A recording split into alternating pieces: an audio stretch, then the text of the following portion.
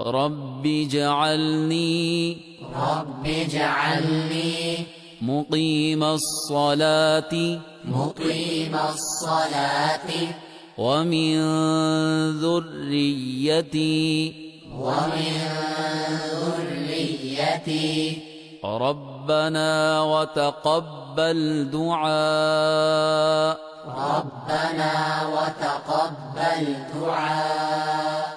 ربنا اغفر لي ولوالدي وللمؤمنين يوم يقوم الحساب